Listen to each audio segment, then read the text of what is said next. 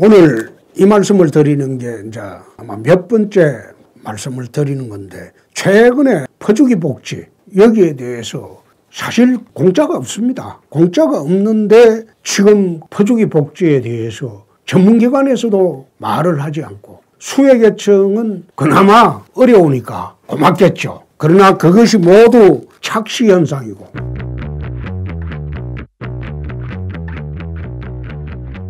이렇게 퍼주기 복지가 횡행하게 되면 국민 세금이 올라가고 국민 부담이 증가되고, 또 후손들이 우리가 현재 부채를 더 갚아야 하는 그런 문제가 생긴다. 수차례 지적을 해왔지만은 그게 지금 개선되지 않고 오히려 더 심화되고 있다. 자유주의 시장경제 정책을 이야기할 때에는 작은 정부 큰 시장이라고 했습니다.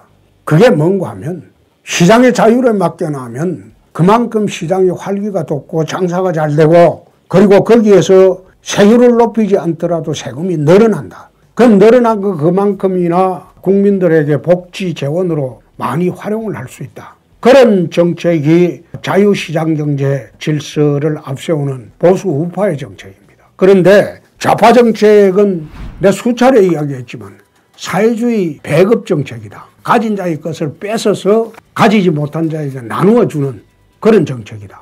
최근에 내 수차례 이야기한 바와 같이 근로소득보다 이전 소득이 더 많아졌다. 그 계층이 이미 1,000만 명에 달했다. 이런 이야기는 무엇을 뜻합니까? 이미 대한민국 경제가 문재인 정권 들어서 불과 2년 만에 사회주의 배급 사회로 가고 있다. 그게 걱정스럽다는 겁니다. 그게 첫 번째 퍼주기 복지 정책을 펴고 있는 이 정부의 앞으로 큰 문제가 생길 것이다. 두 번째, 탈원전에 따른 전기요금 인상입니다. 지난번에 문 대통령이 이상한 영화 하나 보고 탈원전 한다고 선언을 하고, 난 대통령이나 된 사람이 그렇게 해도 되는지 참 이해하기 어렵지만은, 그래 반대하는데도 불구하고 우리나라 원자력 정책을 전부 구석기 시대로 되돌려놨어요. 그렇게 되돌리면서 무슨 얘기를 했냐? 자기 임기 중에는 전기료 인상 없다고 그 이야기까지 했어요. 그래 해놔놓고 지금 무슨 문제가 발생을 했냐? 한전이 2017년도에 4조 9,532억 원의 흑자를 냈던 한전이 지금 지난해 2,080억 원 영업 손실을 기록을 하면서 올해 1분기에는 무려 6,299억 원 적자를 냈습니다. 자회사 실적을 제외한 한전의 영업 손실은 2조 4,114억 원에 이른다고 합니다. 올해 영업 손실은 전체적으로 2조 4천억, 이것은 이제 자회사 포함이겠죠. 당기 순손실은 1조 9천억을 예상을 하고 있고, 이달부터 주택용 전기요금 누진제가 개편되면서 3천억 원에 가까운 추가 비용을 떠안는다고 합니다. 왜 이렇게 됐냐? 원전이 발전 단가가 굉장히 싼데, 원전을 없애고 발전 단가가 높은 석탄, LNG 이거를 확대하다 보니까 전기세가 비싸졌죠. 비싸졌는데 이 비싸진 전기세를 국민 부담과 세금 부담으로 다 전용을 하면서 마치 원전 없는 나라 만든다고 지금 떠들고 있죠. 그리고 한국의 세계적인 원전 기술자들이 다 해외로 나가버리고, 창원에 두산중공업부터 시작해서 원전 관련 회사들은 다 문을 닫고 있죠. 정말로 이렇게 해도 되는지, 5년짜리 정권이 국가의 100년 대계 에너지 정책을 이렇게 망쳐 놓아도 되는지, 전국 곳곳 산지마다 태양광 한다고, 저수지마다 태양광 한다고 저렇게 자연경관을 해쳐도 되는지 참 걱정스럽습니다. 세 번째가 문재인 케어입니다. 어떻게 보면 포퓰리즘 복지의 전형적인 게 의료보험 복지입니다. 물론 모든 의료 분야의 보장성이 강화되고 의료 수가가 싸지면 국민들 좋겠죠.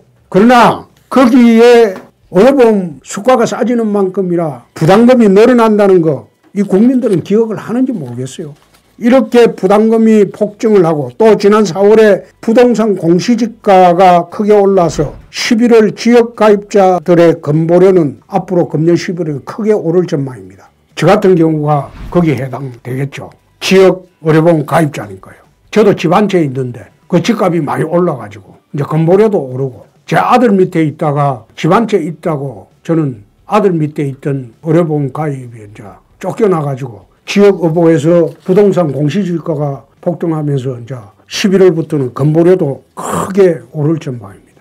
어디 저뿐이겠습니까? 그래서 이런 식으로 계속 의료보험 재정을 끌고 가다가 이 정권 하에서는 괜찮을지 모릅니다. 그러나 다음 정권에서 이걸 부담을 할 수 있을지, 복지 포퓰리즘 같은 경우에는 한 번 일에 시혜를 베풀고 나면 걷어들이기가 거의 불가능합니다.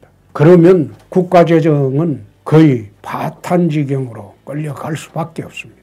그리스가 그렇죠. 원래 그리스는 좌파 정권이 들어와서 퍼주기 복지와 배급제도를 통해 가지고 국고가 거들나게 되면 우파 정권이 들어옵니다.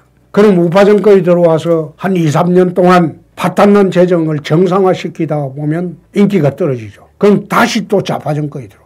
그리스가 그런 식으로 좌파 정권 10년, 우파 정권 2, 3년 이런 식으로 반복을 하다가 망해버렸죠. 최근에 그리스가 중도보수 정권이 들어왔다는 뉴스를 봤습니다. 그러나 그리스가 저 중도보수 정권은 3년을 넘기기가 어려울 것이다.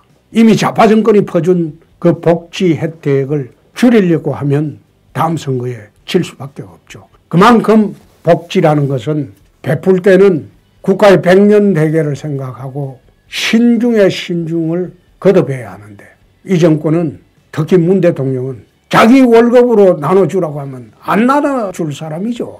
그거 안 나눠주죠. 그런데 국민 세금은 마치 자기 주머니 돈처럼 마음대로 인심 쓰고 자기는 3년 뒤 나가면 그뿐이다. 그 생각으로 대통령을 하고 있으니 통탄할 노릇입니다. 이제부터라도 좀 그런 광풍을 멈춰 주시기를 부탁드립니다.